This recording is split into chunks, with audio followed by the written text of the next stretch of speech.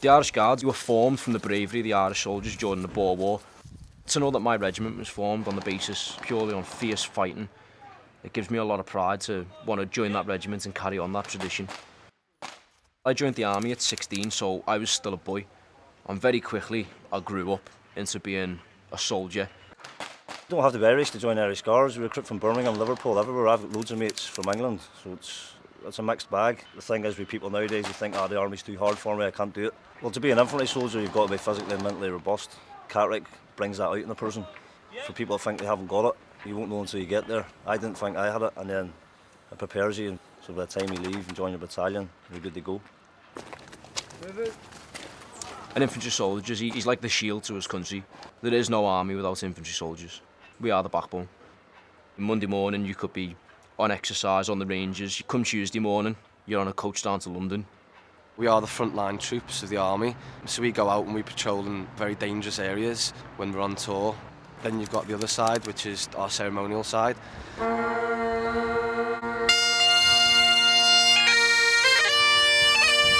When you step out of that gate and you march towards Buckingham Palace and you've got, thousands of people watching you and, you're looking the best that you could possibly be, you feel a great sense of pride.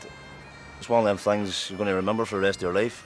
You're close contact with the royal family, you're wearing a uniform with two shamrocks on the collar, so it makes you quite proud.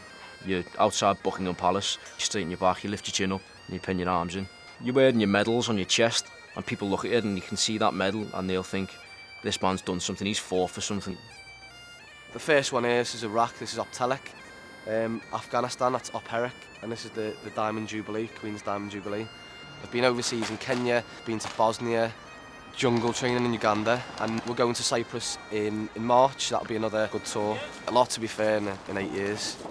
I'd say the biggest highlight of my career was deploying on Operation Herrick 13. I deployed with the 3rd Battalion Parachute Regiment as an Irish Guards multiple attached to them. That was a really successful tour. They do the frontline fighting that I wanted to join the army to do, and I had the chance to do that out there, and it's something I'll never forget. One week you could be on exercise, the next week you could be overseas on operations, adventure training. There was no 2 days the same. I was a mechanic before I joined the army, and it's just repetitive stuff. A lot of my mates still work in the garage that I used to work in, still there, still boring. A lot of my other mates are just on the dole. Obviously I'm living the exciting life and they're still living the same old life they were living. It's always changing. There's barely any repetition in it. It's good money. You're working with a cracking bunch of lads.